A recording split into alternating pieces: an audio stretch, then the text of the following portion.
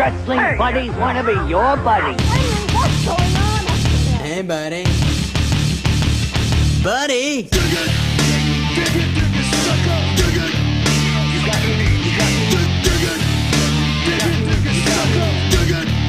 You got me mad now.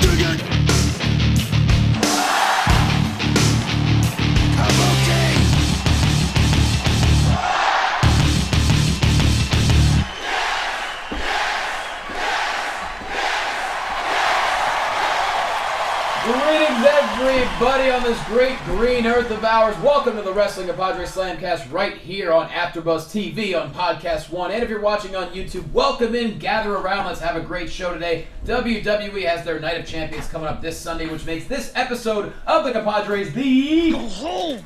That's your home! Are you too good for your home? It's the Go Home Slamcast, y'all. We have so much to talk about. We have 1/3 of the tag team champions on the show. We have Xavier Woods, Mr. Trombone himself.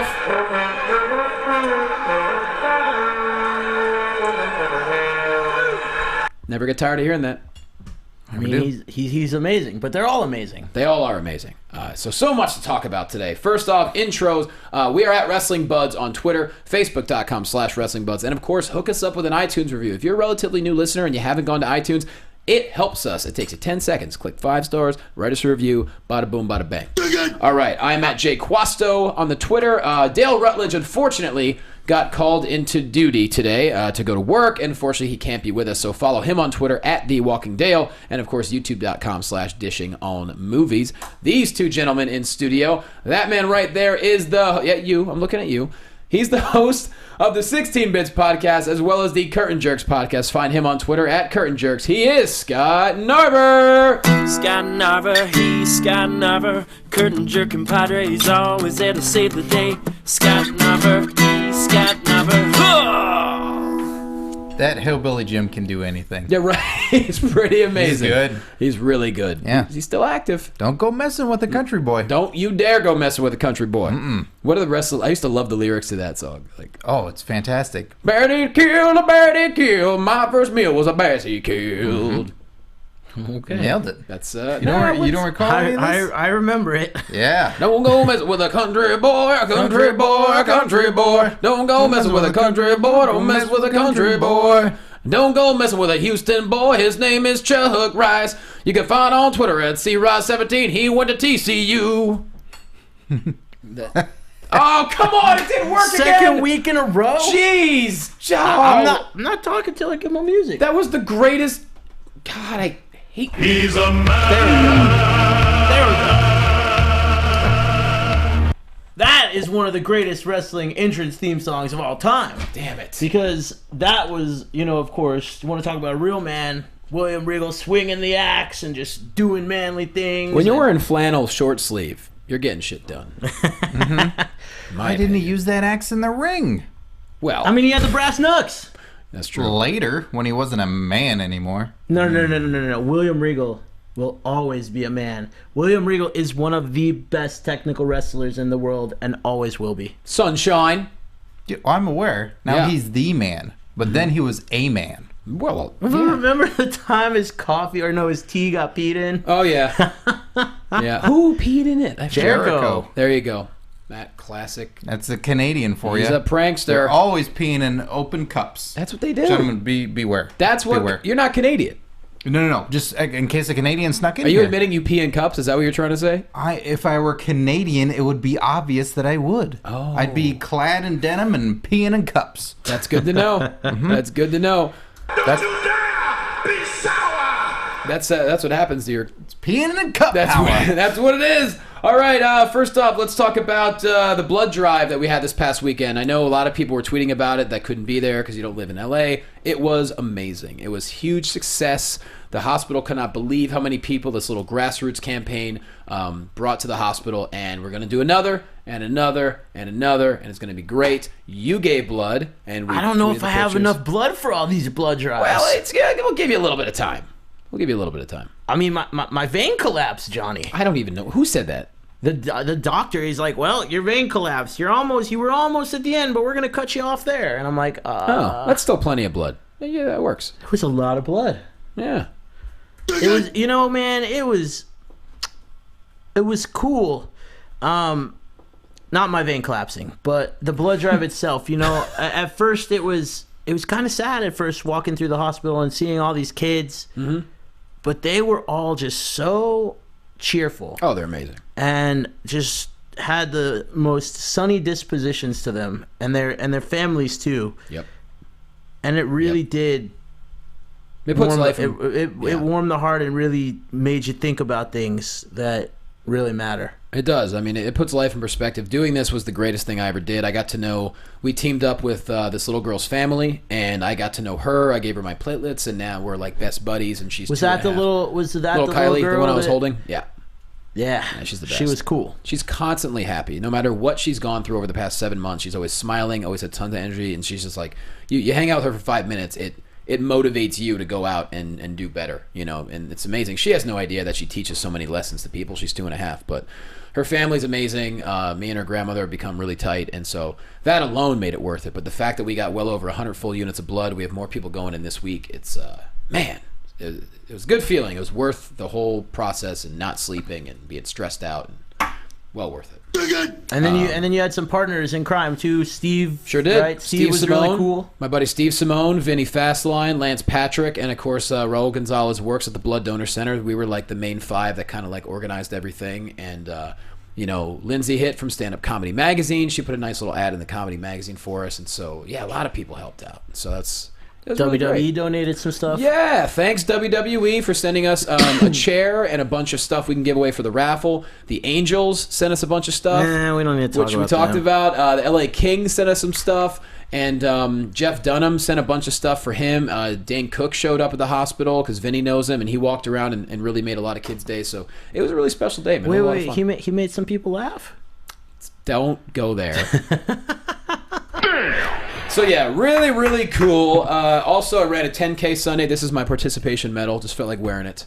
You mean first place? No, not even. First place. You don't get a medal unless it's first place. If you're not first, you're last. That's right. Oh, this is like 709. No, I didn't even know. I averaged a 12-minute mile, so it's not exactly winning. That's huge. It took me an hour and 13 minutes to finish. And everybody else took like 6 hours? You smoked them. Probably 47 minutes. Smoked them. I don't know. Jeez, I don't even know if I could have finished it. So especially when you said cheese at the beginning of that sentence. It is what it... Cheese! Cheese. Could I finish that? Definitely didn't say cheese. By the way, this is really cool here, guys. A good friend of ours, James Frank, actually works here at AfterBuzz. He put this entire Young Bucks documentary together. You can buy it at highspots.com. I can't wait to watch it. I'm going to watch it this week. I'll give it to you guys afterwards. But yeah, if you want to watch the whole Young Bucks journey, it's a 2-DVD set. Go to highspots.com. And for those of you that are just listening, it's called Young Bucks, the Too Sweet Journey, I think. That's right. I found out if you don't watch it, you will be super kicked. Yeah. Super kick party. Everywhere. And we have it's like an intervention, but with all your teeth getting knocked out. Well, yeah, that's one way to intervene. Gotta intervene. Get them teeth. I wish I had my demolition soundbite right now. It would have been perfect. We're gonna kick your stinking teeth in. Let's get to our t-shirts. So it's almost official. We have 3 shirts that we will be putting up for sale. We're still waiting on our 4th possible design. But with that said, we cannot thank Peter Morris, a.k.a. Pocket Wookie, enough. Not only is he incredibly talented as an artist. Dude is the man. He's funny, he's smart, and he was cool enough to make this design for us when we mentioned we want to do t-shirts. Didn't even have to ask him. Look at that! Oh my God! Wow. So that is going to be on a t-shirt, everybody. We cannot wait to have it on there. And also, let's go to... Now, we also had you vote on the designs that Clement W. made. We're going to go with 2 of those. These are the 2 that got the most votes. So let's move on to that one. Boom. I like that one. The red, white, and the blue. I think like that one. It's clear. It's simple. Yeah. You know what I mean? So we dig that. A lot of people want it. And you'll know what show we are very easily. That's my point. And then the next one is, bam, Starcade had a hell of a comeback. The Starcade design at first didn't get a lot of votes, and it really made a strong push. And of course, there's one more t-shirt that we're working on, which we're not going to give you details on, but it's very special. When we get it, we're going to have a celebration. Our celebration. It's going to be pretty good. We think you guys will like it, and girls will like it. No doubt about that. And also, great news, Stephen Amell, that t-shirt he did for... SummerSlam made a lot of money. What, $300K for charity? Yeah, it was, and it was what really. You ran. I ran a 300. Yes, I did. It was really Stephen Amell shirt. It was really cool because they went and obviously Steven has a really busy schedule right in the middle of filming Arrow, or I guess it's Green Arrow now. I don't know if they actually changed the name of the show or not. Johnny, you're the DC guy. It's Arrow. No, it's just Arrow. It still The stays character. Arrow. Okay. Arrow. But he has a busy schedule. Obviously, Stardust has a busy schedule, and they both showed up to the charity house where it was, for presented the checks, and I think that was cool. Amazing. So. And I'll tell you, I bought one of the shirts, and they are the softest T-shirt I've ever had in my life. So it's comfy. It's very comfy. But Nice. the only problem with them was they ran a little small. So Okay. it's just more motivation for me to keep losing weight so I can fit into that T-shirt. Hot Young Fitness. Hey, yes, Hot Young Fitness, and of course, if you missed the show last week, we had Ryan Nemeth on, and of course, if you're trying to get in shape, hit him up. He's the man. He'll get you in shape. Hell yeah. He's helped me lose a lot of weight so far. Boomtown. And so what we're going to do today is we're going to get into, obviously, talking WWE. We're going to do Night of Champions preview. We're going to get into Xavier Woods conversation. And then And I got a very special conversation topic for you guys today. Great in our open topic. conversation. So, Great topic. Before we go on, I don't know if I'm going to make it next week because I kind of have a cool announcement. I'm actually going to be hosting a new show for Whistle Sports, just like Whistle, that's how it's spelled.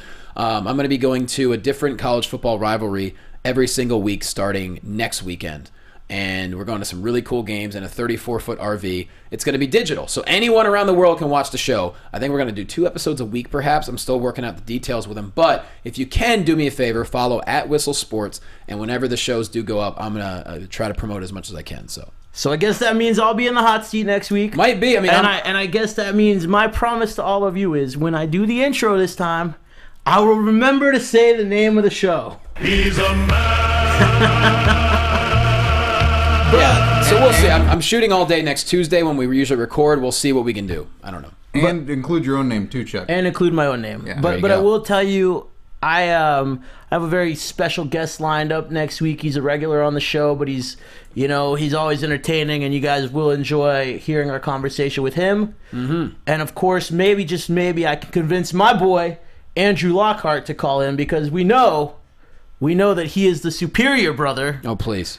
And Don't it's start. Team Andrew all the way, Johnny. Yeah, you know what? Blood and urine and vomit. That's what's going to be all over you when Eric Lockhart and Johnny LaQuasso, a.k.a. the Zoo Bros, get done with you. You do understand, to be the Zubros, you got to have a pair of Zubas. Yeah, which you well, don't. Eric Lockhart may have sent me a DM today asking me what pant size I have. So there. Well, you know what? That's completely unacceptable since that's why he's not my partner, and that's why Andrew, and it's Team Andrew. See, we have Chuck communication. and Andrew we have all communication the way. like a good tag team. Eric, you're dead to me. That's fine. Don't you dare be All right, let's get into it, guys. So, first off, we got Night of Champions this week. We're going to get into the preview. Might as well just get into it right now because Xavier Woods, y'all talk for a long time, which is really fun stuff. So, Sting wrestled for the first time ever on Monday Night Raw. That match ended quickly, and then next thing you know, tag team match. it became a tag team match. Shout out to Teddy Long, one of our favorites. You know what, man? I thought that was, a lot of people I heard were griping, why is he facing the Big Show? That was kind of cool to me because of like their Nitro. history in Yeah. WCW. I thought that was really cool. Yeah, he knows the guy, he trusts the guy. As many dream matches as I do want to see, I was bummed a little bit at first, but then we ended up getting more. So it ended up being all right. I mean, the one thing I noticed during it though was Sting's not taking a lot of bumps, Which is fine. but it made him, I think, Big Show sold really well for him, and it worked. It wasn't like it was boring to watch. A lot of so kudos on them for really. I mean, it came out of nowhere, but it was cool, especially with the history buildup that they showed and highlighting the fact that a lot of people might not remember Big Show as the Giant from WCW. Yeah. That's true. A lot wouldn't. So, that was cool to me. And also, I think they wanted to play it a little bit safe with Sting because Sunday, I think he's going to really just put it out there. I just really don't understand why people keep saying, these chants at Big Show for him to retire. Like, look, the guy obviously isn't what he used to be, but for a man his size and age to do a lot of what he's still doing, he's a great heel. He gets heel heat, and he's great for helping get others over. Yeah, I think Big Show, what he's doing now at his age is, we talk about when Goldust had the Fountain of Youth. I mean, Big Show's kind of done that. He's still taking suplexes, for God's sake. It's crazy.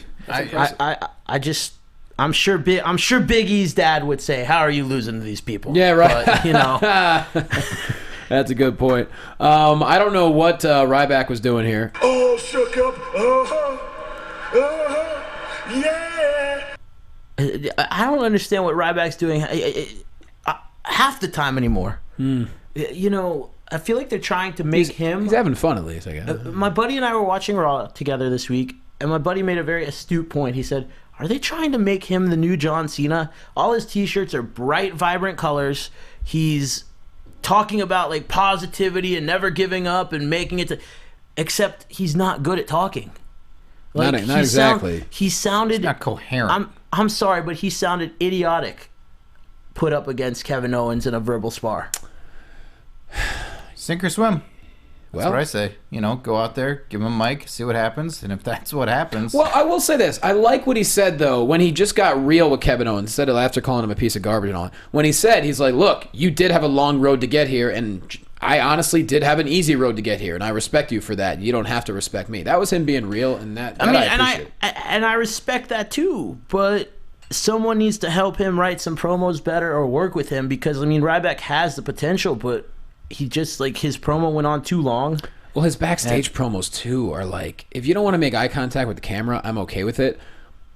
But at least don't stare sideways. Like, it's still too far away for an audience, in my opinion, to make a connection with what he's saying. Like, it just looks too scripted. Like he's a type of guy that I actually want to see succeed. Sure, he's a good guy. Like, he's a good guy.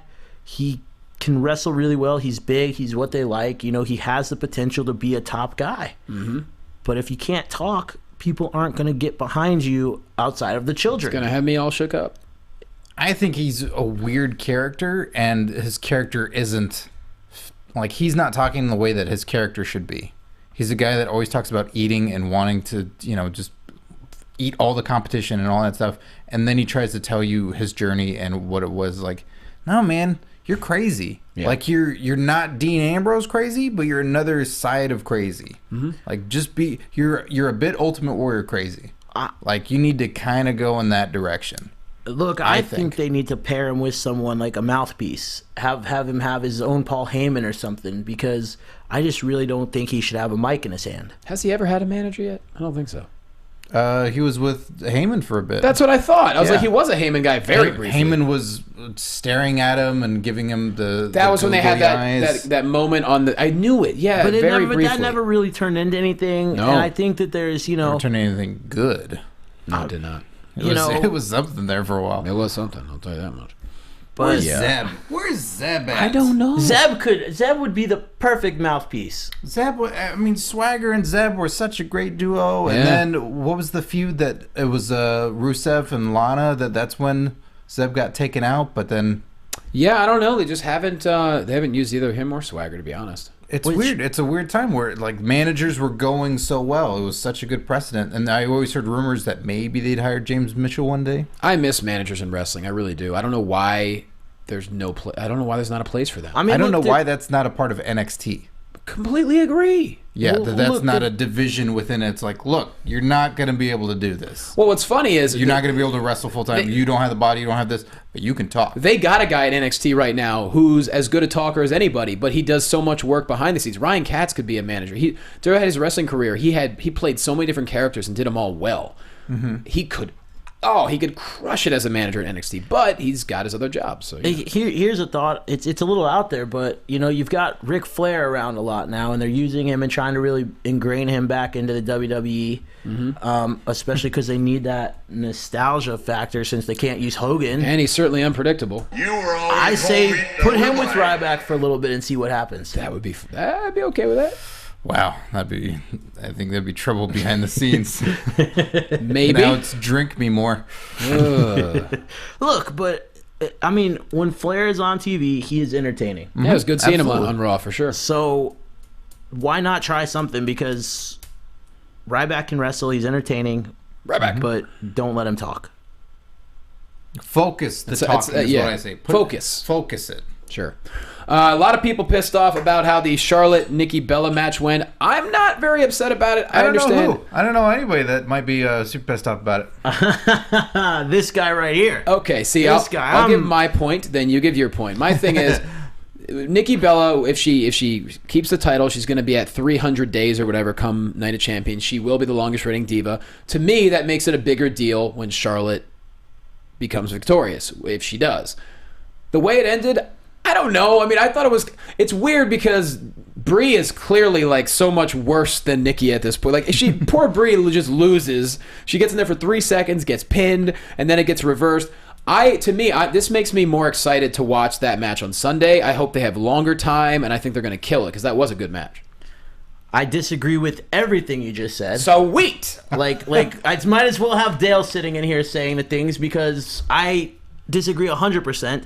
What I take away from this is, and if there's little kids listening right now, you might want to turn this off for a minute. Ear muffet. I think that if you're, hooking up with John Cena, then you're gonna get a push.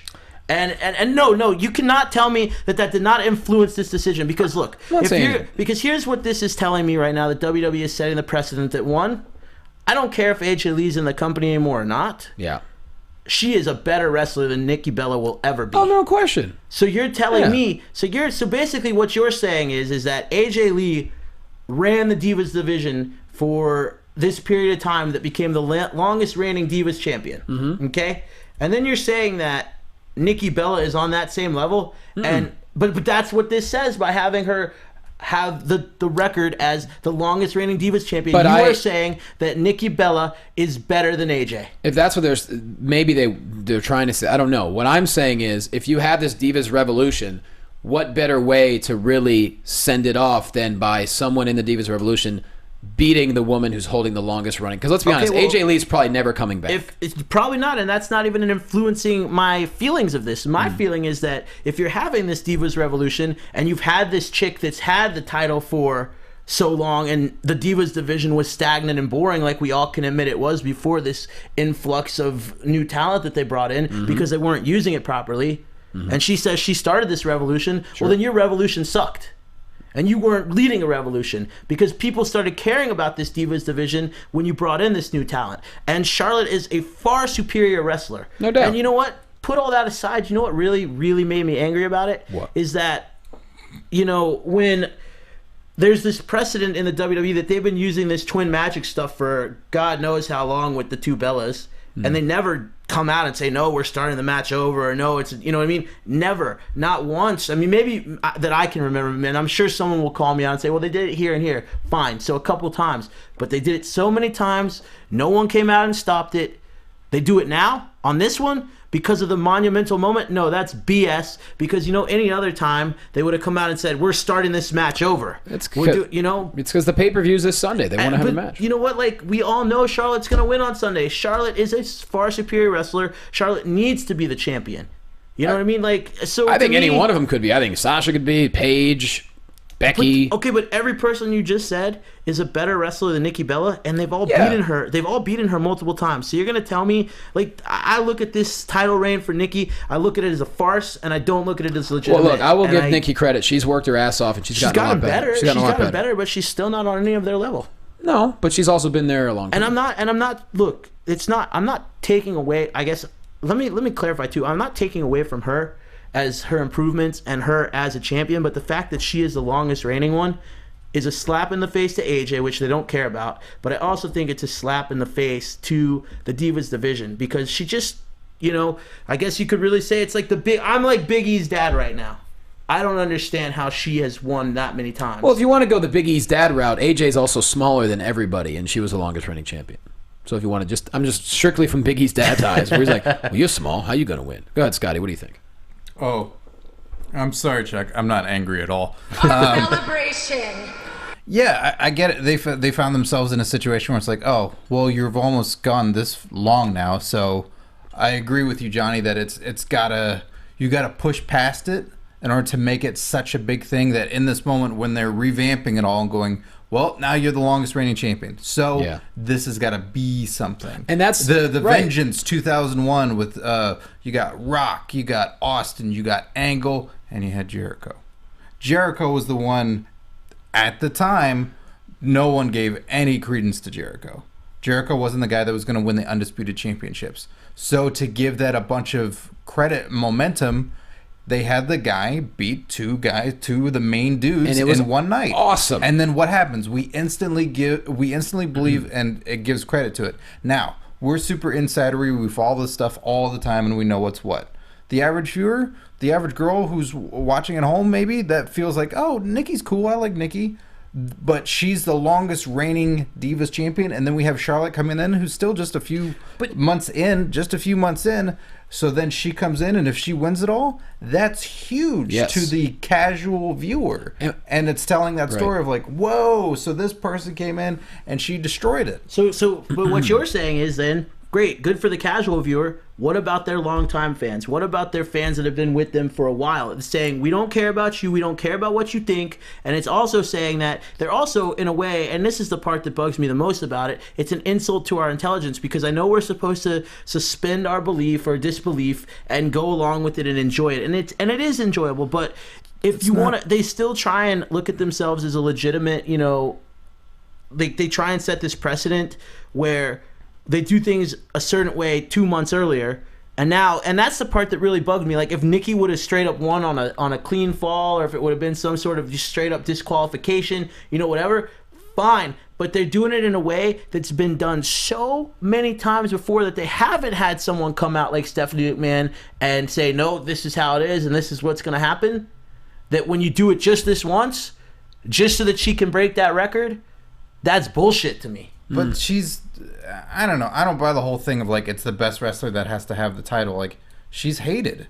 Everybody hates her. And the You're whole stuff. so mad right now. Right. Like you being, but it's you not being this mad. It's not because she held up. It's the new way of hating people sometimes because you're so insidery. It's not because she held on to the title. Like, I'm fine with that. Storyline wise, it makes sense. I get it. I get what they're doing with the story. Yeah. I agree 100% with what you're saying about how it makes for a better match on Sunday. All of that. It's the way they got to that point. I don't like the fact that Stephanie McMahon came out. I don't like the fact that it was just a weak finish. I just don't like. They could have made it better. And that's the part that drives me crazy about it, because you cannot use Twin Magic as your reason for her being disqualified when they've done it so many other times and there was no disqualification. Yeah, but now the story is in place that if any of that happens on Sunday, right, she loses. So now it's got to be a one-on-one straight up match. Yeah. No extra stuff. No bra stuffing, nothing. No bra stuffing, nothing. I'm thankful for that. And that's what's going to happen with Sting and Seth. But I think, it also just, it really comes down to it that I don't think she should have won this record. I don't think that Nikki Bella is the one that should get this accolade, and I really do think it's because she... Well, I'm going to censor myself of what I really want to say, but I think it's because she's in a relationship with John Cena. Well, clearly, Chuck. Oh, shook up. Yeah. Now, I look at things sometimes through an announcer's view and like what I would say. So for me, this whole thing about Nikki shattering the record or breaking the record, whatever, let's say Charlotte does defeat her on Sunday.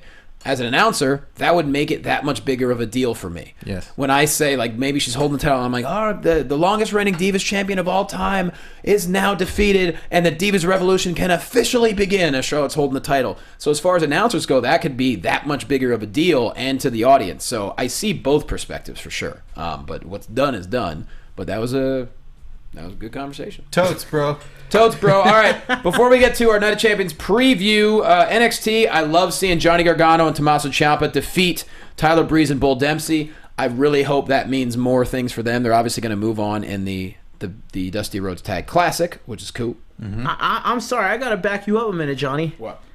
One of the best parts of Raw for me this week was New Day versus Primetime Players. Well, of course. Save the tables. Save the tables. Save the tables.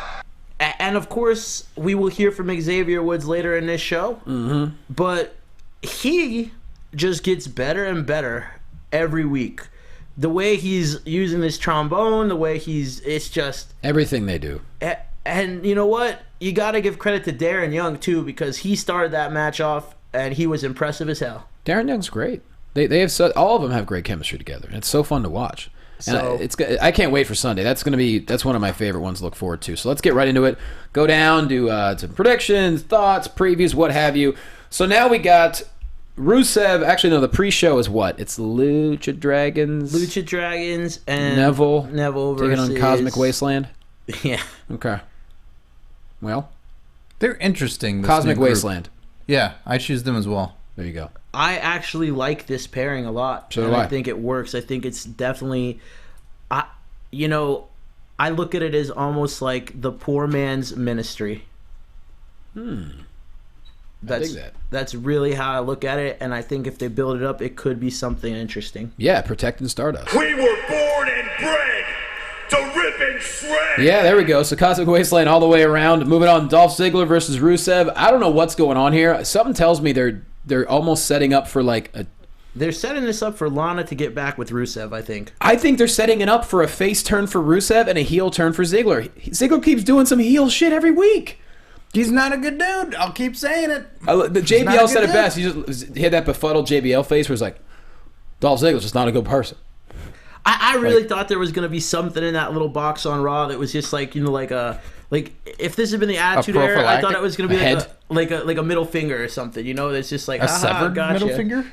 Oh, don't be weird about it. Hey, you want a toe? I'll get you a toe. but like it was like a bracelet. It was like a necklace. What the hell? That's what I'm telling you. And then Ziggler just super kicks Rusev after Cesaro pinned him. I'm telling you. Is Cena the only dude that's beat Rusev? Because Rusev doesn't lose. Well, that seemed like a monumental moment where it's like, whoa, he got a clean pin, and then never mind. This whole storyline's been a mess. That's why I think it's setting up for a face turn for Rusev. Then when Lana comes back, they're going to be that adorable couple again. I'm already cheering Rusev, and I'm picking Rusev. I'm Rusev's. I love Rusev. I think Ziggler's going to win heel. Poor man broke his heart. Broken heart. I think Ziggler is getting ready to get pushed for once. You betrayed me. I think Ziggler is going to win this. So do I.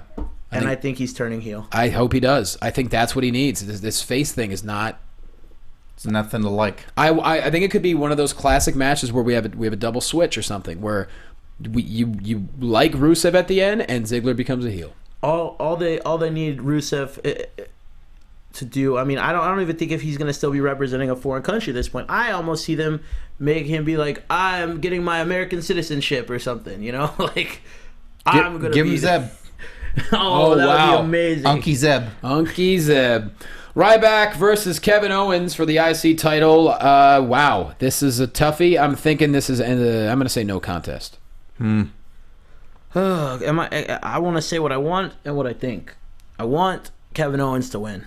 I don't think he will, and I think that's a problem because I think it's almost like with Kevin Owens. I feel like he's getting ready to go into that weird Bray Wyatt territory where they keep having him lose these big matches to where you just don't look at him as a legitimate top contender. And I mean, he is one of the best on the mic. A couple months ago on the show, Dale talked about how he hasn't really gotten behind Owens because he hasn't heard him talk like everyone was talking about. Every week he's on the mic, he's just gotten better and better. He's feeling more comfortable in front of that WWE crowd. And I really think he should come out of this as the Intercontinental Champion. But I also think that they have plans to push Ryback for a while. So I think either Ryback's going to win or it's going to be a disqualification. Yeah, I'm saying no contest. I'm thinking it's like the Primetime Players thing, where they wanted to do something with him in a big bad way, much like Ryback, where they held on to that feud for a couple of months when he got injured with Big Show and Miz, and then it happened, and then that was it. Like, there was nothing else that came with that. They held on to that forever, did that match, nothing happened. So I think it's kind of the same with Ryback. It's like, oh, we got big plans, and then they went, we could do more with Kevin Owens. So I say Kevin Owens takes it. Okay. I hope so. I'd be on board with that. Let's move on to the New Day. Taking on the Dudleys. Them damn Dudleys. For the tag titles. Obviously, I'm going to say New Day retains, but I think it's going to be incredibly entertaining, and I feel bad for whoever has to follow it. I think New Day retains, but I think they're going through tables. I'm okay with that. As I take my participation medal, I don't know how to do it. Go ahead, guys. I'm going to say that New Day wins also by being put through a table. that's going to be the disqualification. Mm-hmm. That's my guess. I think that if you have New Day beat the Dudleys, it is an incredibly big moment for them. Yep. And they're already the most over thing. You know, when you've got Triple H and Stephanie out there dancing with you, then you know you're over. Mm-hmm. And I want to see the chase. Dudley's getting it. If they got it this fast, it's too quick. There's nothing there. That's what I thought about Primetime Players when they won, as much as I love them. So I would love to see this continue. I want to see the Dudleys get in the face of the Authority.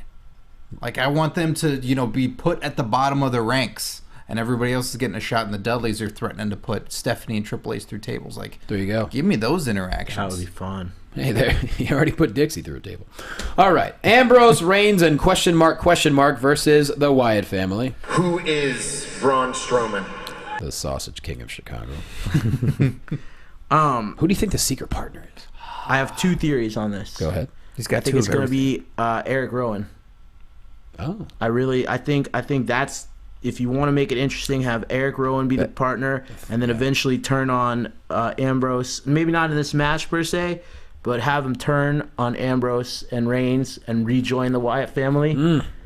And maybe you could have a little feud within the Wyatt family, White Sheep versus Black Sheep, or they're all just like this huge monster faction. A lot of interesting possibilities with that. Much better than having Orton on the team. I'm cool with that. And then the one that scares me that I'm afraid it's gonna be Baron Corbin. No, that graphic that was released. No way. That was just awesome Photoshop. I hope so, man. That ain't happening. But I really do think it's gonna be Eric Rowan. Cool. I like that choice. Pete Gas. Hell yeah. Okay. Yeah, I'm serious. It's going to be Pete Gas, and then the Wyatts are going to somehow take advantage. They're going to pull his sweater vest up over his head because it's not quite. Where's the rest of the posse? Oh, he doesn't need them. Oh, because this is the new version of the Shield. Because now they're all going to be wearing sweater vests. Got it. Okay. So you know who else would be another bucket list wish never going to happen, but it would be cool if it was like The Rock or something. Since that is his, family. Oh, sure. That'd be cool. Oh, yeah. Dean Ambrose is his sister. Well, it's funny. Someone, one of our listeners tweeted us the other day, wouldn't it be cool if the Goldberg became the teammate for Ambrose and Reigns? And I just tweeted back, no, period. And that was it. That is never going to happen. That's not going to happen. Yeah, Goldberg has no interest. Nikki Bella versus Charlotte Divas title. I think we already discussed this. We're all saying... Are we picking a winner for it, Johnny? Oh, for who? The Wyatt? I say Wyatt's. Yeah, I say Wyatt's as well. I say Wyatt's as well. And I also say Charlotte. Charlotte. Boom. And I'd love to see it. All right. Seth Rollins, John Cena, United States Championship. And, of course, Seth Rollins, Sting. Double duty. I don't know. Something weird's got to go down, right? I think. John Cena will win back the United States Championship at this pay-per-view. Okay. That will happen. I say Rollins retains U.S. title and Sting wins the match of the WWE Championship, but he doesn't get the title. No, Sheamus. I think you're going to see, unfortunately, Sheamus walk out of here with the... Do not look stupid! That's what everybody says for every pay-per-view. Like, oh, and then this is the one where the Money in the Bank... No, it's not happening. I just think we deserve, as fans in general, deserve to see that moment of Sting being the WWE champion, even if it is just for a moment. So how about making him chase all the way to Survivor Series? We're not that far away. Yeah, I say he wins the debuted match, at Survivor Series. He wins at Survivor. Yeah, I think they could find that they could last that for until Survivor Series. I hope. I think so as well. Okay, so you're saying Cena wins the U.S. title? I'm saying Seth retains both titles, but Sting will win the title match. Got it.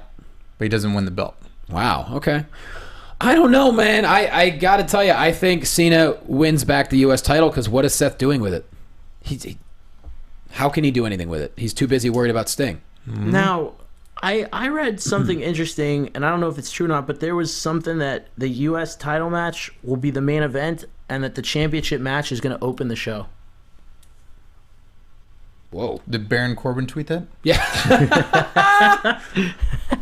I don't know, man. I mean, to not have Sting in the main event. I mean, it's like a double main event.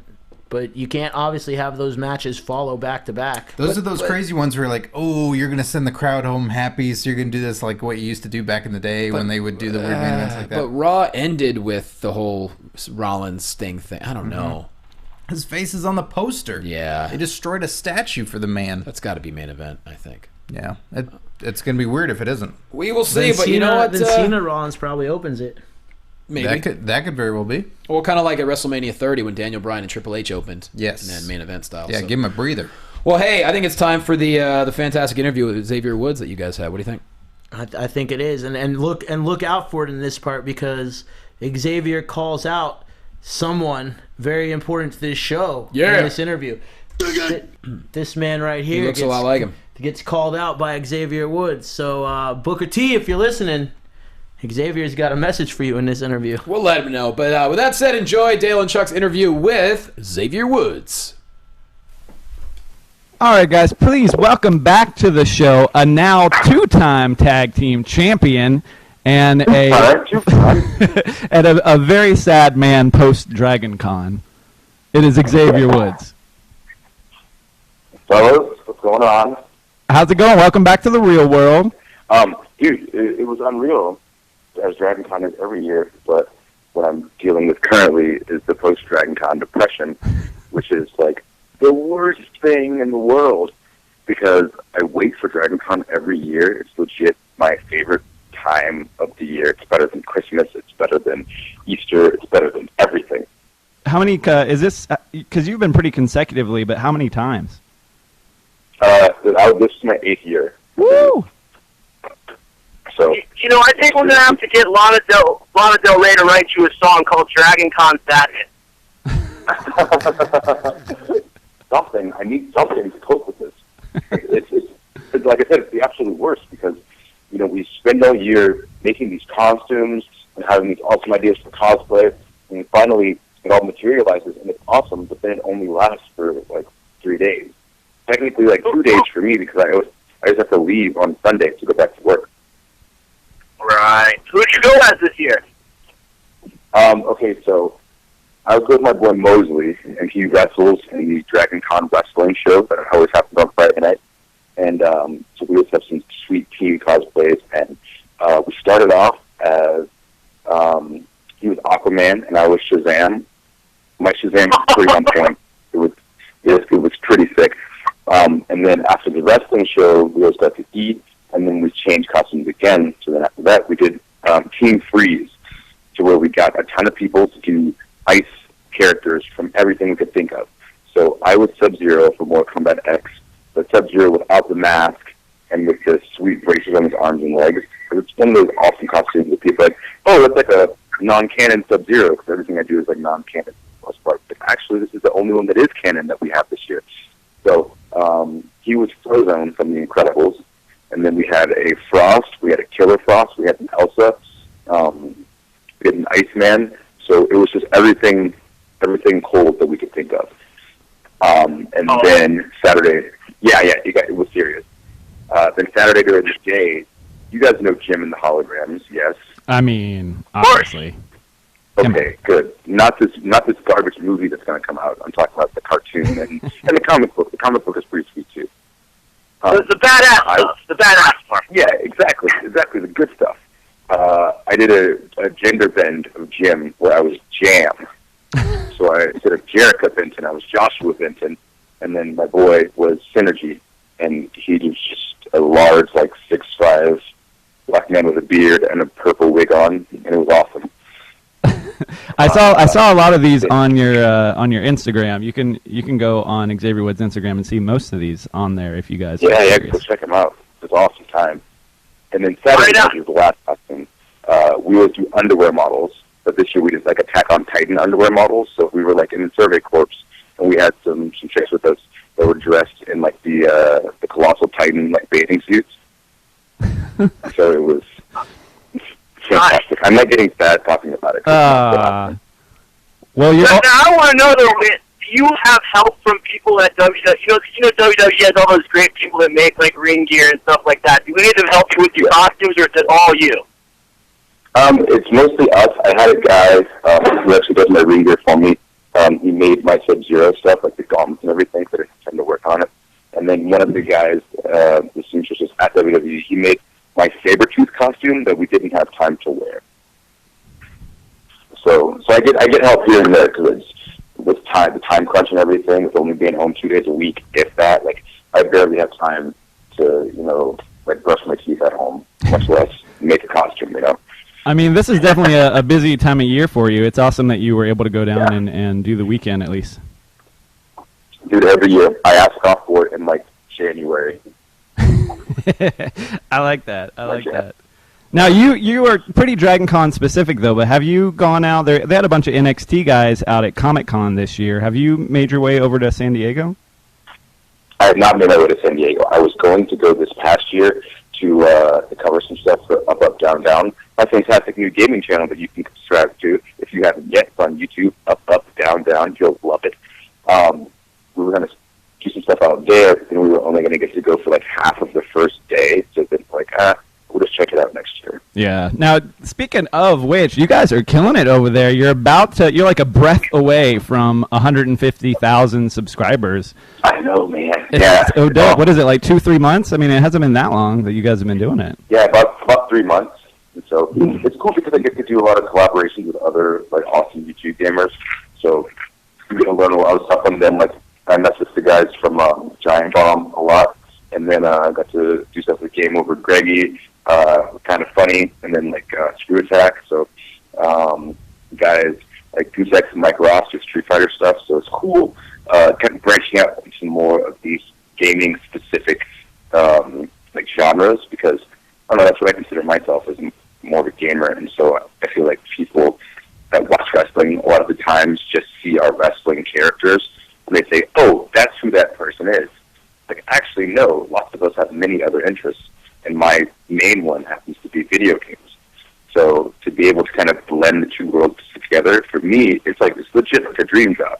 Granted, filming the stuff on the road, I have to carry 4 bags that are huge with me at all times through the airports and stuff. But the payoff is that you get to essentially play games in the locker room and kind of cultivate a community of video gaming that we didn't have before. Because things are different. We're just the old school where people guys were partying all the time and doing X, Y, and Z. Now we kind of get that same vibe, except it's with controllers in our hands, Right now I've got a favor to ask you, Xavier. I watched your gaming channel this morning, and I watched your video with Seth Rollins. I need you to get Seth Rollins to come help me get past this part in Arkham Knight. I'm stuck. That's his game, man. He loves it. It is. Go ahead. I really enjoyed that video because, one, Turtles in Time is one of the greatest games ever made. It's a good choice by him to pick that one, sir. But, there's one thing that was missing from that video for me, and I need you to tell me. He told us the story of, his biggest skill move when playing video games with someone, where he yoked his brother in the face. I want to know, what is the worst thing you have done to someone while playing a video game when you've gotten upset about not winning? I spit on my friend.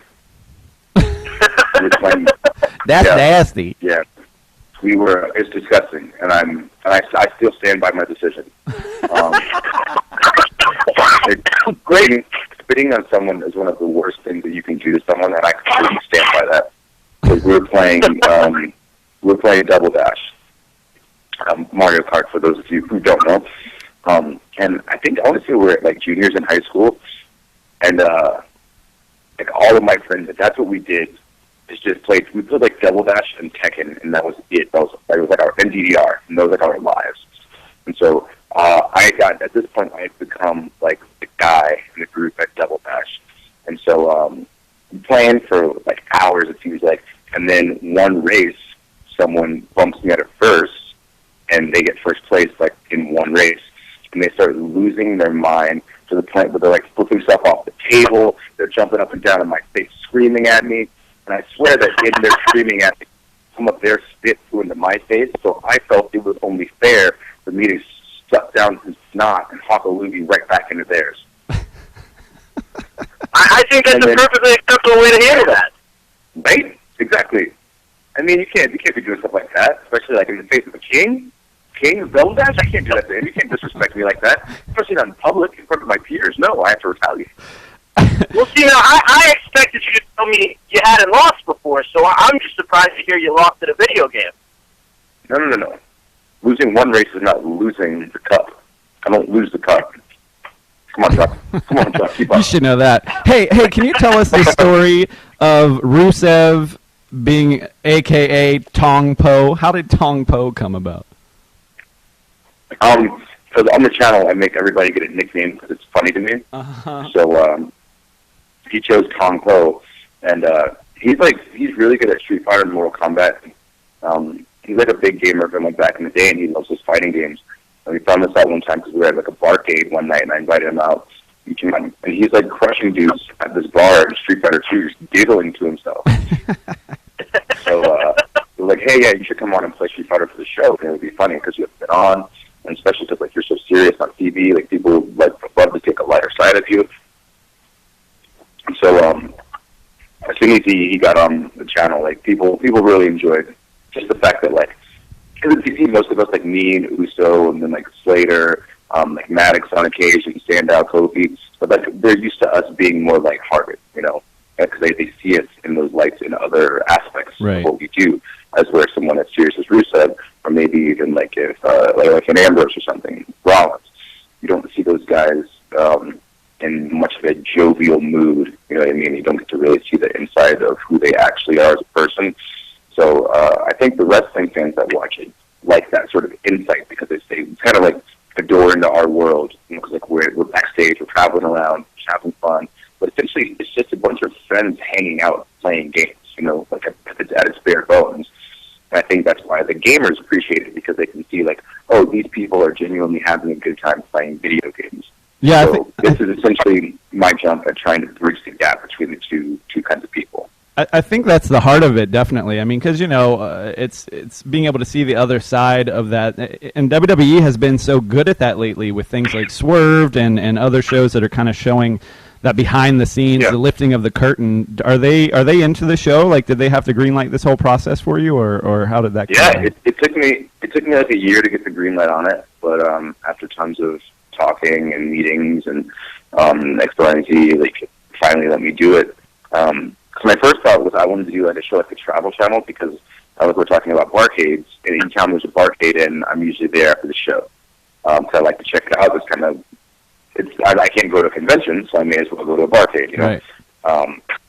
So I wanted to do something where we, you know, do profiles in all the barcades around the country. And I met a guy who wanted to do a YouTube channel that wasn't necessarily wrestling based.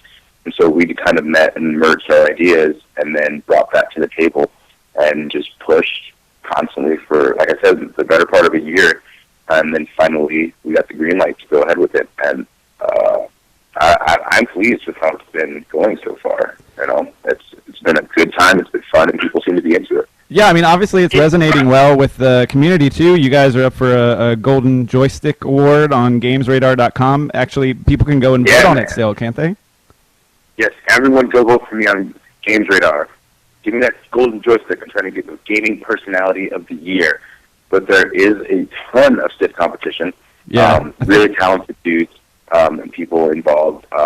So, you know, you vote for who you like the most. Hopefully, who you like the most is me. now, Xavier, is there anyone on the roster who's not necessarily a gamer, but that you want to get on the channel to play video games with? I think the person who's not a gamer that's been the most fun that's actually been on the channel is Big E. Because he picks up things quick, and I got him to play like Five Nights at Freddy's. And it was hysterical to me just watching him play and get terrified. But somebody who hasn't been on, I don't know. Maybe like I want to see you play video games. I want to see you playing video games with Booker. Booker is a good show. I mean, he plays some sports games. Okay, I'll tell you this. When we were at a different wrestling organization, I'd always have my PSP with me, and I'd love for it to a tennis. And we were sitting in catering one time talking about stuff, and I let it slip that I play video games. Oh, you play video games? What do you play? I play virtual tennis. He's like, "Oh, I'll crush you in that game." And I'm thinking, "Oh, this guy, I grew up with video games. There's no way this man can beat me." So I'm like 19 at the time, and we played, and he obliterated me. And he's just laughing to himself, cackling. And then I realized, oh, well, that's the only game that he plays. He plays those sports games. If we were to play Mortal Kombat or Street Fighter, we would play some real games and get deep into it. There's no way he can hang with me. Virtual tennis on PSP, okay, good job, Booker. You got me there. Challenge. That's my challenge there. Booker T, play me something else. See what happens. All right, fair enough. Now listen, I've got a question for you. Mm-hmm. We're gonna. This is a hypothetical, but let's say you're in this little faction right now, obviously New Day, and you're chilling. Whoa. Big faction, amazing faction, the best faction ever. Backpedal. Yeah, there you go. Now, in a hypothetical world, Big E and Kofi aren't available one night, and you need a tag team partner. And you're going to be your only choice for people. Sasha Banks. No, you gotta let me finish the question, bro. Okay, go ahead. The only people you have to choose from are video game characters. Who's going to be your tag team partner, and which two video game characters are you guys kicking ass on? I'm still going to say Sasha Banks, because she's going to be a video game character. I think she's in the new game, so that counts, right? I think so. All right, you found the loophole. It could be Sasha Banks cosplaying as Katana or something. So that would work. Dude, don't even get me started. I'm gonna change the subject real quick. So let's see. Okay, game character I would select. I would probably go. It's either toss up between like Link and Tails. Oh, good choice. Because Link, he's a badass by himself. He can get everything done, and he protects Hyrule and stuff. But my thing is that he does it essentially alone. You do some side quests and get some help here and there, get some items and stuff, but you're doing it by yourself. As for Tails, he understands the value of teamwork, and that's huge with me. Because as childish as this might sound, the reason I like cartoons and comics and all that stuff is because normally in the really good ones, there's a big, huge, horrible bad guy, and there's tons of good guys that have to beat him. But the thing that sets them apart from that one bad guy is that they have an extra superpower of teamwork. And so that's probably the reason that I'm in a faction to begin with, because I love that stuff. But I go with Tails because he understands teamwork, and he knows that necessarily being the man like behind the camera isn't a bad thing as long as you can support where you can get it done and help everybody win. Boom. Tails. That's a perfect answer. I like that because that's kind of what drew me to growing up. That's what drew me to like X-Men and Power Rangers and that kind of stuff, because there was always a group of the guys joining together. There was never that solo vibe, but I dig that. And I ain't cheesy. It's cool because like everybody is great by themselves, Yeah. But when you put those things together and people are actually letting others compliment them in ways that they can't get the job done, is when magic kind of starts to really happen. Speaking of New Day, first of all, SummerSlam was creme de la creme. That performance all the way around that match, you coming out like debuting the trombone, like everything about that was just c'est bon. Well, thank you. I'm pretty sure you're a marching band nerd. I think we've talked about it on here before. Is that where the trombone came from, or was it some other faction of your life? So I was in a band for 7 years, in a symphonic band, a jazz band. I didn't get to be a marching band because I played football, but I would sit in band class and just learn the music anyway. I'm actually starting to practice again, so I can kind of get my chops back. It's like I can only play certain things, and it's funny because things are literally coming back to me as I'm out there on the show. So I'll just play them as they come to mind. Like the Final Fantasy battle song? I literally,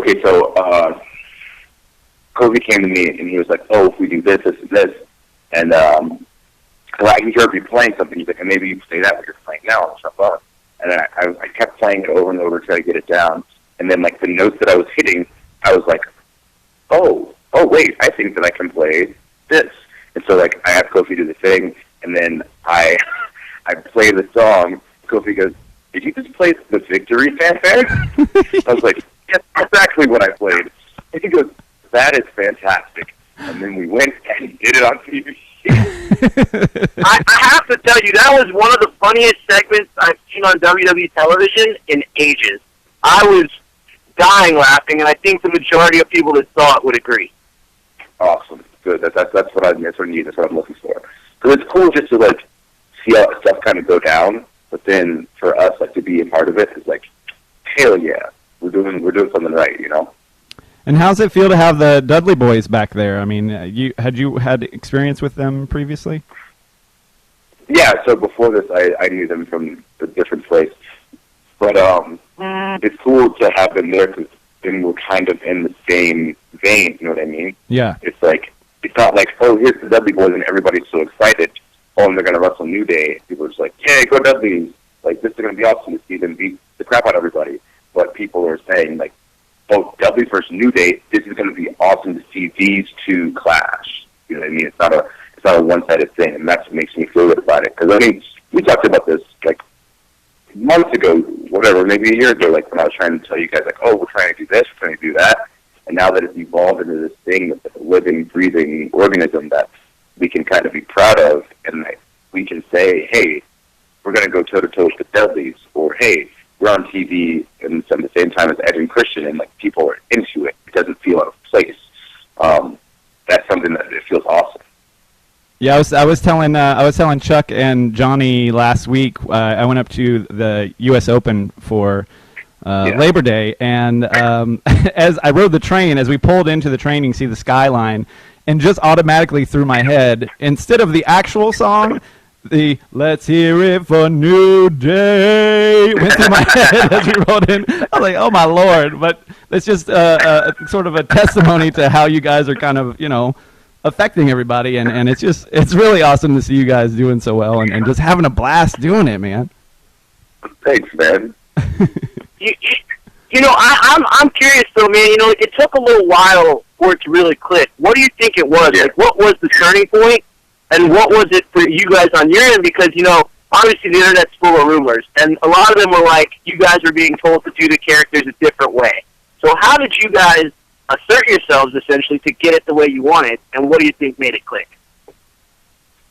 To me, it essentially clicked from the beginning because it did everything that it was supposed to do.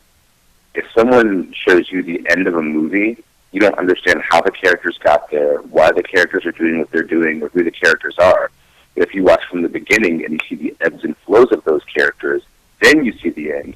Now you understand the story, and now you're attached to those characters. To get to where we are, we had to swim upstream and go against what everyone felt we should be doing. And understanding that allowed us to be where we are today. So coming out and people booing us and saying that we're the worst and that we should be doing this, we should be doing that. My thought is, you should be doing your job and you should just sit down and let me do mine. So I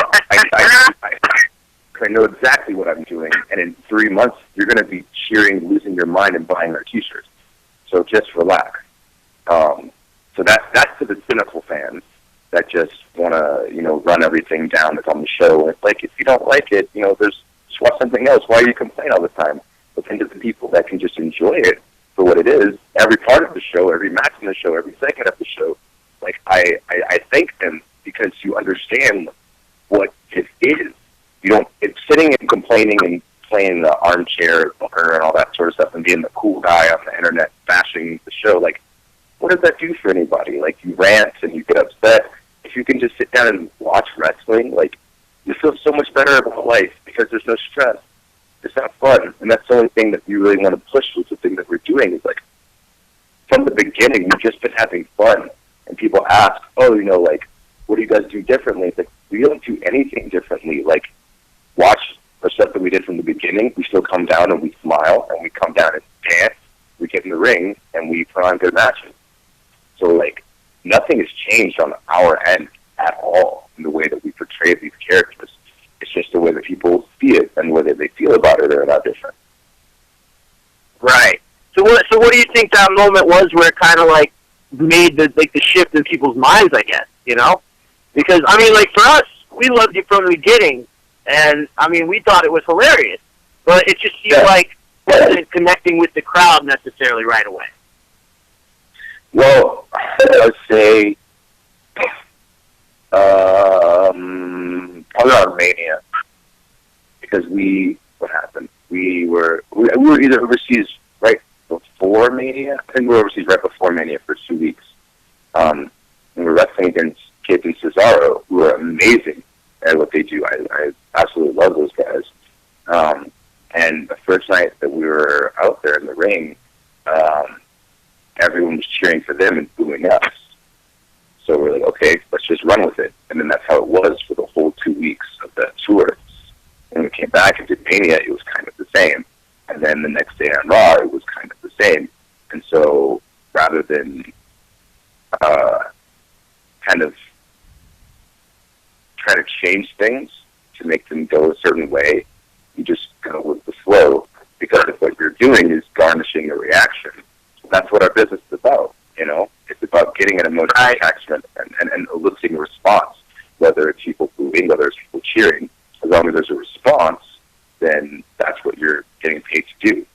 And so we just kept doing what we were doing, and people began to boo louder, and then eventually they began to cheer a few months later, and now they're cheering, and then who knows, like next week they might be booing again. They might be booing even louder. They might be cheering even louder. Like, who knows? But the thing is, the fact that they understand who we are and what we're doing, I think really, really helps out. And the main factor in that, essentially, to me, from my perspective, is time.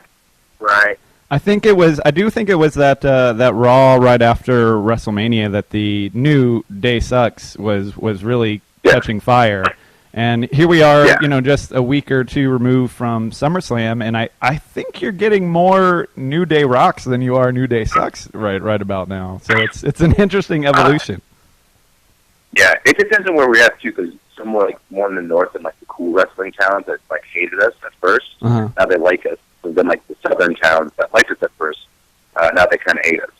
So it's like flip floppy, but it really just like depends on the night. And honestly, what kind of people are there if they want to do. Yeah, and who you're getting. But regardless of whether the booing experience is awesome. Yeah. Now I want to know, are we going to get to see some more of that straight hair from you, Xavier?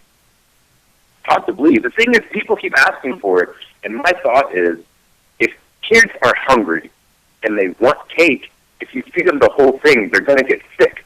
You give it to them piece by piece. Oh man! So that's the mentality on that. It's every once in a while thing. So it might make a return. It might not. Who knows? Who knows? As long as you got the sweet tooth and you want it, then I feel like I'm doing what I'm supposed to do. I mean, I've known you for years now, from time at another place that we won't mention, and I don't think I've ever seen you wear your hair like that. Mm-hmm. It's only a big time occasion thing. So we've got to wrap here in a second, but what are give me either your favorite games happening right now, or right now your most anticipated games coming up before the holiday season, whichever you like. Best game of the year for me right now is Until Dawn. Nice. Like legit, so good, so innovative, and the fact that like it's fun to watch people play, like blows my mind. Because there's so many games where like your friend gets stuck in like Uncharted or something, and you're like, okay, well just give me the controller and I'll do it for you, like you want to play. Right. And that one's fun to watch too. But like when people get stuck, and it's like or whether you're playing Sonic or Mario, whatever it is. But Until Dawn, like I could watch people play that game all day, because you not only are watching like this awesome movie, but you're seeing what kind of person your friend is as they play this game. Right. So. I'm not even sure what that game is, but like for me, okay, so like I'm a very casual gamer, Xavier, and I just got my Xbox One, and the games that I'm playing right now, I'm playing Black Flag, Arkham Knight, and Madden. What's the one game that you think, no, you're missing this, you gotta have this, you're gonna love this?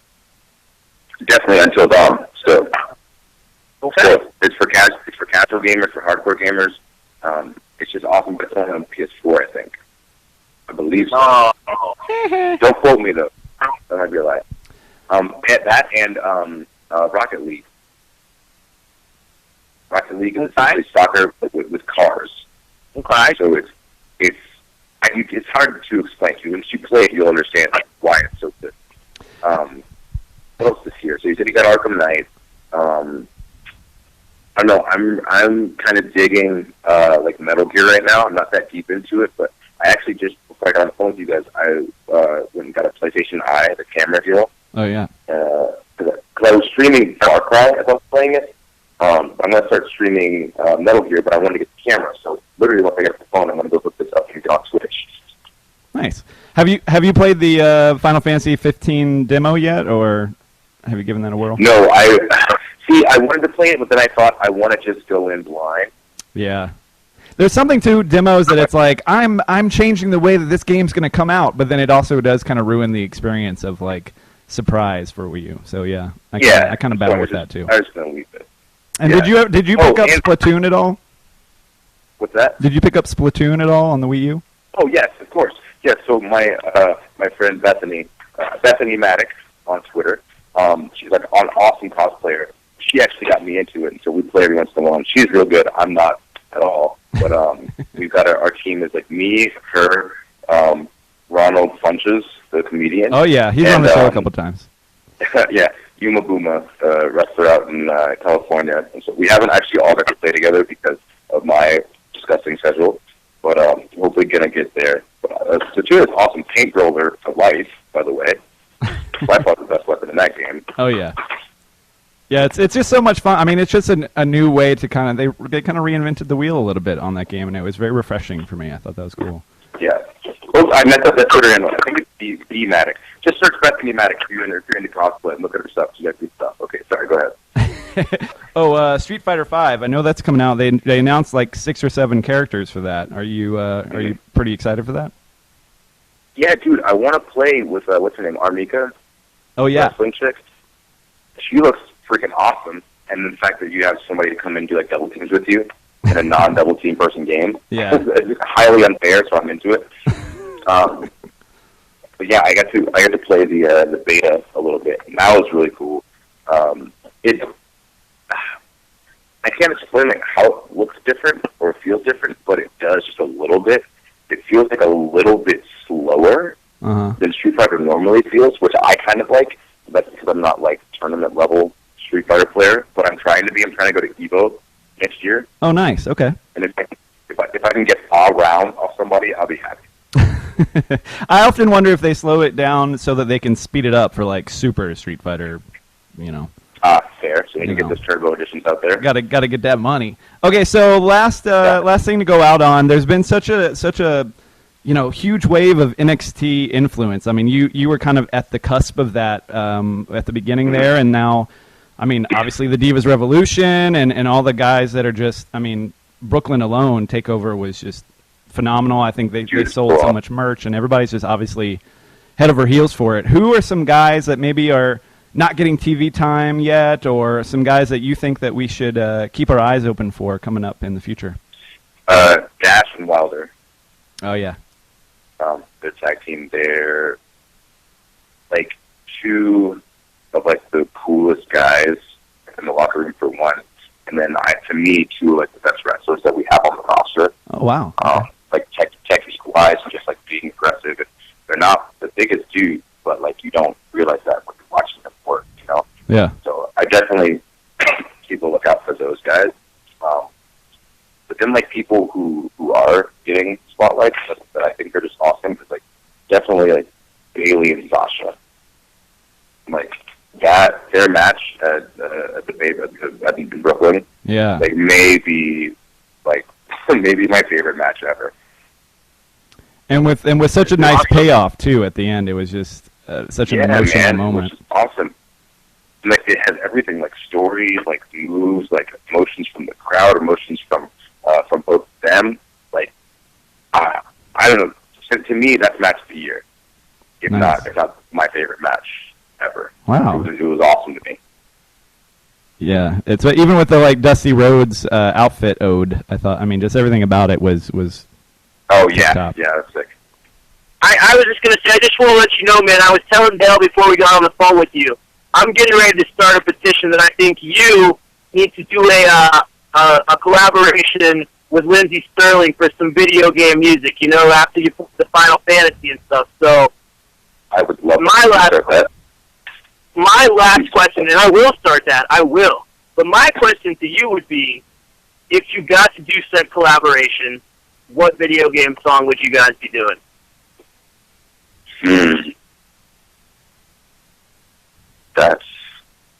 That's hard. We would do a remix of Dawn of the Slums from Final Fantasy VII. She'd probably be into it because I think she already did a Final Fantasy cover. Perfect. So Mega Man has this song with the Dawn of the Slums in the background, but if we added Lindsey Sterling and myself to it, then I feel like it can only get exponentially better. Maybe with the relaunch of the remake, we can make this happen. Oh, please, yeah, get that petition going. I want this. We're still working on the Black Power Ranger petition, and I don't know what's going on with that. They haven't cast it yet. I know. Steelers again and get it. I'm trying to get in so bad, but I think that the Black Ranger, I think they're looking for these people to be like between like 17 and 21, and I don't look that young anymore. I'm 29, so that doesn't work. But if Goldar's in this movie, I can flat iron this hair in my face blue. I would love to be Goldar. You would make an awesome Goldar. If they don't put you in the Power Rangers movie, that is just a poor marketing decision. Hey, and at worst, you've just got your next costume for Dragon Con next year, so you're going to win either way. Gotta get something. Gotta do something. Well, it's always a pleasure having you on, man. I mean, it's great talking with you, and much success. We're so happy to see you really shining on Raw and everything that you're doing, and up, down, down is just great. So come back anytime, friend. Thanks, man. And don't forget, I'm going to be expecting Seth Rollins to show up at my house to beat this part of the game for me. I mean, you're gonna have to, if you want him to come to your house, you're gonna have to talk to yourself. I can put the bug in his ear. You gotta do the defense. Oh, well, I appreciate it, sir. It's always great to talk to you, man. You guys too. Thank you. All right, man. Talk to you soon.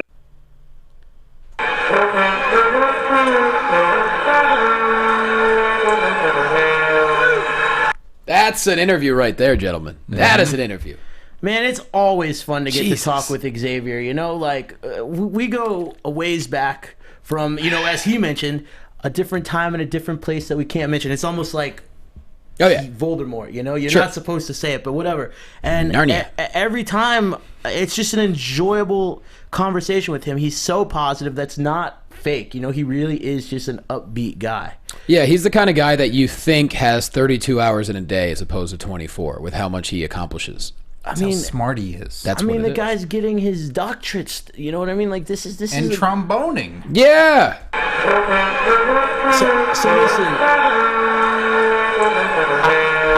I will tell all of our listeners out there. You heard him say it in the interview. We need to make sure that he gets to collaborate with the awesome and amazing Lindsey Sterling on some sort of music venture together. Yeah. Done. Lindsey Sterling would be lucky to have him. Yeah. That's right. That's right. That's what we're saying. That's our campaign. But you know what it's time for, Johnny and Scott? Yep. Well, we heard in the interview, you brought up it was a really cool topic. What video game character would you choose? And that's what our topic for this week's open conversation is, because none of you have come up with a great name for us yet. So we're going with open conversation. Okay. Well, as y'all heard me, I posed the question to Xavier. If you could pick any video game character to be your tag team partner, who would it be? And who would you be facing from the video game world? And I'm going to alter it in here a little bit and say your opponents can be a video game character and a wrestler. But unlike Xavier, you are not allowed to pick wrestlers as your partner, even though they're in the WWE video games. As much as Xavier wants Sasha to be his partner, well, who doesn't? You can't choose that answer. No, you got to pick. Sasha would be lucky to have him. There we go. But you have to pick a character to be your partner, right? Yes. Yeah, okay. I'm That ready. lives in the video game world. Yeah. Go ahead, Scotty. I'm ready. You remember the scene from Wreck-It Ralph where they're all sitting around in their like group therapy sessions? Yo. You need to pick someone from that or something. That you know? movie is in my top 5 of all time. So no, Really? so- For me, I love that movie. Makes You've seen me 6 movies? It warms the heart. I've seen 4, but it's in my top 5. Listen, this guy, when I told him what our conversation was going to be today, Scott, you know what his answer was? Yeah, I'm going to make a collage. I was I'm going to use Madden. I was joking around. I go, what if, can you imagine though, if planning a wrestling match with John Madden like beforehand, he's like, all right, here's what you're gonna do. You're gonna kick me in the tummy, then we're gonna go to a suplex, and boom, hot tag. Like that'd be amazing. I can't imagine that because no one would want to see that. He has a great strategy till he gets punched in the face, Johnny. Sure, but he's a video game character, but that's not my choice. I thought it'd be hilarious if I could have John Madden as my. Well, I'm gonna tell you who my tag team partner. Money right there. Who's that? Xavier said he might not understand the art of teamwork, but the only player I ever play with in Super Smash Brothers is my tag team partner,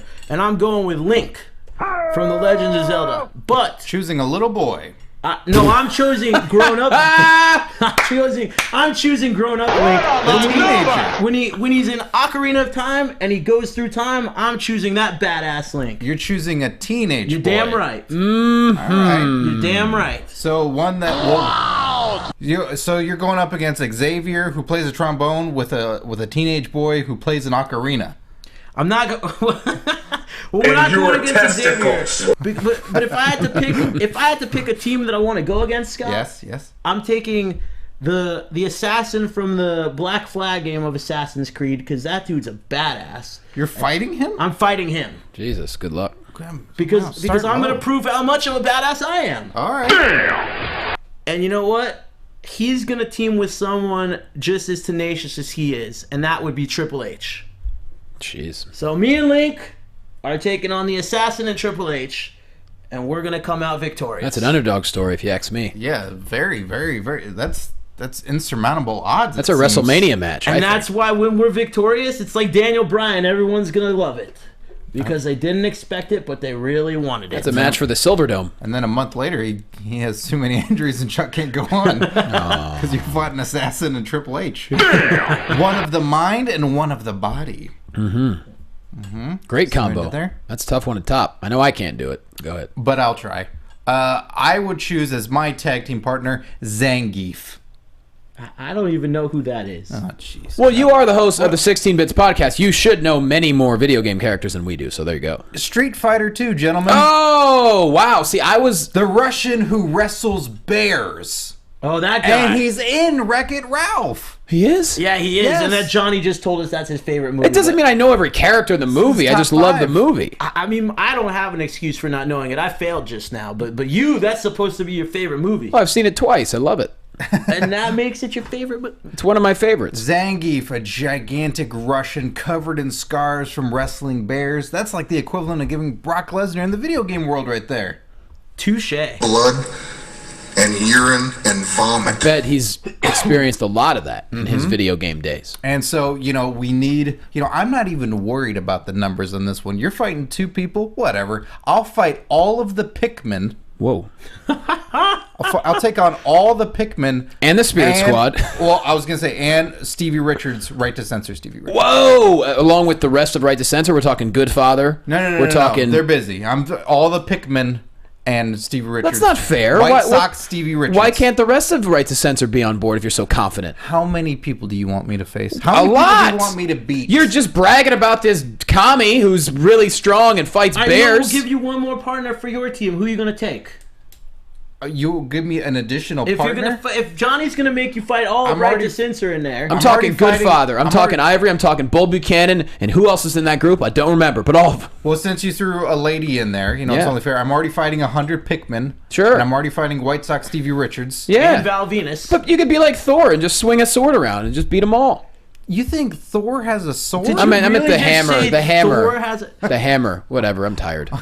All right, then I'll choose. Oh dear Lord! I'll choose another lady. I'll choose a lady. A lady of the night. Well, she could be of the day as Samus.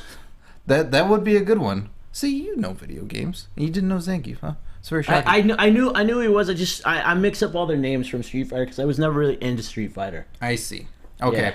Well, then I would pick someone from the Mortal Kombat universe. Oh. I would pick Katana. Oh, she's terrifying. Well, Scott's team just won everything and everything under the sun, so there you go. Scott's battle's also very bloody. You actually set it up for a wrestling match. He set it up for an all-out war. Yeah. The Pikmin are going to go You got 100 extinct. Pikmin charging at you. There's not enough room in a ring. Do you know what a Pikmin is? I have no idea what a Pikmin is, but you said 100 of them. Yeah. They're really tiny. Whatever. There's no room for them in a ring with you and Katana and Zangief. Oh, we'll make it work. Now, before we get to your pick, Johnny, because I feel like we're going to be severe by it. Maybe. So I think we should tell everyone what Dale's pick would have been had he been able to be here with Yeah, it us. sucks that Dale had to go to work. Damn it. But I think he said his would have been Mega Man. Mega Man, because Mega Man can adapt to any situation, and he sure can. It's true. And that's a great partner. Yeah. Who would they quick. face? Who would they face? Who are we going to pit Dale and Mega Man against? Oh, all right. Well, he's got to have a wrestler. yeah. So you guys focus on that, and I'll focus on the video game character. I think Stardust would be a fun one. Ooh. Stardust versus Mega Man. Yeah. Both very dangerous. And who's Dale facing? Both very crafty. What interactions has Dale had with over the last couple of years of doing this show that's pretty funny? Well, Triple H said they had a funny Vest for Business thing. You already mentioned Triple H, so that wouldn't work.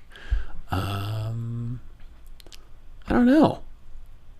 Paige, that'd be a good opponent. Going up against Paige? Yeah. Intergender. Why not? She's tough, man. Sure, she's very And Dale tough. loves Paige. Paige loves Dale. Why not? That's a good match. See, They both have I cool would've- hair. I would have put Dale against Finn Balor. Oh, right. That would make sense, too. They both have cool hair as well. So, I don't know. Either one. I think Dale would be proud of us for choosing Paige or Finn Balor. I think that's a great choice. We'll find out tomorrow when he listens, I guess. And then King Koopa. Oh, that's... Oh, I got it. What? King Barrett and King Koopa! There we go. He's got to fight the kings. I don't even think we need to hear Johnny's pick. No, I'm just kidding. Look, initially I was going to go with a Street Fighter reference because I used to have hair that was somewhat similar to this character. And we'll be able to see it on this picture right there. Wow. I've been told I look like Guile from Street Fighter before. Well, someone lied to you. Not in physique or anything else. Or neck. But I did have hair back in the day that was really high, spiked up to the rafters. Are you wearing makeup in that picture? Nope, just me doing jokes, buddy. No makeup. That's about 5 years old. I would say I thought you were gonna say Blanca or something. I mean, the hair looks similar to that too. Yeah, well, good choice. That's a hell of a look there, John. Yeah, well, it was a mistake. It was a face. It was a face I wasn't quite proud of. You rocked it. No, thank you. Wait, Johnny, then what's the excuse right now? So, this is just, I don't know what the hell I'm... This is just when you're single long enough and just throw in the towel. Hair pay diem sees the hair. Hair pay diem. That should be a phrase for us. All right, who are you in this fella I am the facing? man. No, he's not my choice. He was going to be my choice, but he's not. Okay, Instead, Guile I'm has thinking... no eyebrows, so keep that in mind. Oof. Yeah, I got to get rid of my eyebrows. If you're going to have a good tag team, I feel like you need a mix of skills. Considering I have none, I wanted to have someone who has an amazing set of skills. You're a gift of the gab. Well, yeah, I could. So we manage my own tag team. Is that what I should do? Right. Hey, Deadpool has a video game, so I guess that counts. You could have Deadpool. He's not bad. I mean, I like someone who. I want a high flyer. I want a guy who could fly, who could flip, who always lands on his feet, who always gets the job done, and that's why my choice would be Sonic the Hedgehog. Also because it's one of my favorite games of all time. I played it very, very much growing up. So you played it twice. There's that. So He's fast. He's fast. He's got cool shoes. he does. He's got really cool high tops. So I think that's a good. So obviously I'm gonna have. I would. To match. He's got that same spiky hair. Yeah, I got a pair of all white high tops. As a matter of fact, they're not comfortable to run in, but I could, do something. Who are you going to fight? Well, the thing is, I mean, I'm the stronger one of the two, I guess, right? So Sonic is Sure. is the fast one. I'm the stronger one. Right. He's always getting the hot tags. Oh, I'm taking the heat for sure. I'm getting beat up the whole time, and then I tag in Sonic, and then I end up losing it for us somehow. Who am I going to fight? I honestly didn't even think about this. What do you guys think? I'd have to face a wrestler. Oh yeah. Someone. The Sonic is known for always collecting rings and having rings, which are round and might be mistaken for a pellet. So I think Miss Pac-Man. Miss Pac-Man, that's a great one. Intergender. And I want someone that's equally high flying and fast. And I'm going John Morrison. Wow. Oh. So we're losing hard. I was going to say Jake the Snake just so I can get a DDT from him, but John Morrison, great choice. It's a good choice. Johnny Mundo, we're losing real bad. Well, That's okay, though. Those were some interesting teams, boys. It was. That was fun. Somebody tweet Johnny what a Pikmin is. Yeah, show me some pictures of what a Pikmin is. And let us know who your partner would be and who you guys would be facing. Yeah, that was a really fun topic. With that said, I mean, hell, we had a great show. We're about got a pay-per-view this Sunday. Pay-per-view this Sunday. It's the go home. Big stuff coming up. That's your home. Go home show. Are you too good for your home? Yeah, we already talked about all that, and I'd say is it time to put ourselves over? Anything else we want to plug or go over or anything like that? Is there another blood drive coming up soon? Since Nope. it went so well, It's all done for now, but there's already talks of doing one back home in Pennsylvania with some peeps back home in this cancer foundation that I've worked with for years. But there's definitely going to be more in LA. They loved it so much. As long as there's Teenage Mutant Ninja Turtles there, I'll be there. Oh, that guy was amazing. He'll show up anytime. He's so cool. Didn't get tired. I stopped him at one point. I'm like, dude, drink water, please, because he's in the turtle costume in the heat. give him some pizza, Johnny. That's what he wants. Oh no, we had pizza. Okay, good. Just pizza? making sure that you try and offer Ninja Turtle water. It's no good. They want pizza. I've heard him Dippin' Dots. I don't know if he ate it. But he's just running around going, "Cowabunga!" I'm like, you're the coolest, man. Find him. He's amazing. Great guy. Came down out of the kindness of his own heart and gave food away to every single donor who gave blood. So that's really, really awesome. Do you have some? I didn't get to. I was on my rush out of there. I wish I would have had a chance to try it, but I had a good time at the blood drive, man. I really did. Got to meet Chef Dave. Yeah, I am Chef Dave. Shout out to him. Cool. Y'all gave blood together. Yeah, that was cool. Got to talk baseball with him and his girl for a while. Man, we were sitting in the waiting room for the blood drive to give blood, and this old man took me and Dave to the knowledge tree. And as Dave tweeted on Twitter, he made sure we hit every branch on the way down, because he's like we're sitting here, he's schooling us on football knowledge, on baseball knowledge, and we're just like, damn. Wow. Nice. We'll take that. It was a good time. My vein collapsed while I was giving blood, apparently. Well, whatever that means. It's fine. You got out of there.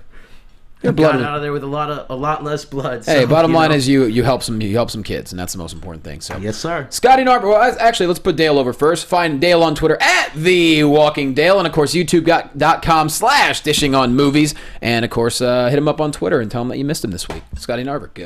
You can follow me on Twitter at Curtain Jerks, and you can listen to my comedy video game podcast. That is 16 Bits Podcast, available on iTunes and SoundCloud. And also, I got Curtain Jerks, which is also available on SoundCloud and iTunes. Check that out. You can find me on Twitter at crice17. You can find me on Instagram at Chuck Rice. If you live in Texas, especially in the North Texas area around Dallas, Fort Worth, and you're free in November, the first week of November, come check out the Lone Star Film Festival. Sweet. I've been working as their director of programming, and this week we announced part of our lineup, some pretty cool films in it. Hell yeah! I hope to see all of you there. Hit me up, and maybe I can get you hooked up with some discounts on some tickets or some badges. So or some popcorn? Popcorn. There will be some popcorn. Good movies. What else could you ask for? Some really good movies. What else could you ask for? Beautiful. At Wrestling Buds on the Twitter, Facebook.com/WrestlingBuds. Those t-shirts, they're going to be coming really soon. We're going to be sending them out to a certain company to put them up for us very, very soon. And we're going to have a big celebration, or should I say, Our celebration. we're going to have a celebration when these t-shirts become available. I am at Jay Quasto. I'll be at the Lake Tahoe Improv Wednesday the 16th through the 20th with my good friend Amir K, who is hilarious. So that's basically the rest of this week. If you're in Tahoe, come on out to see some jokes.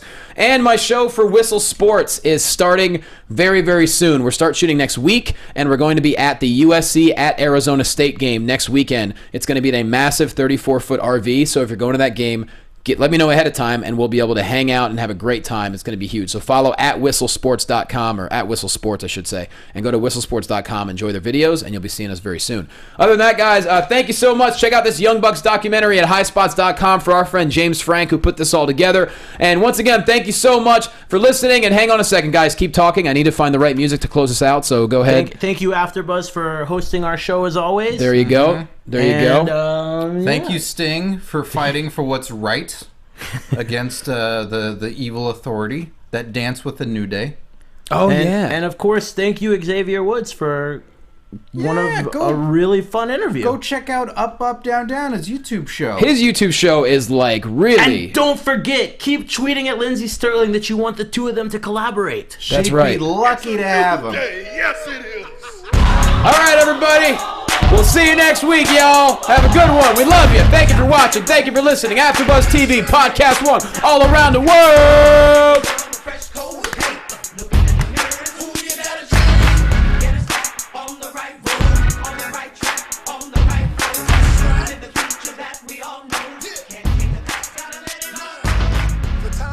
The moment is here. Get rid of your fears. No time for the tears. Because the future is ours. Because we got the power in the palm of our hand. Give him the chance, you know.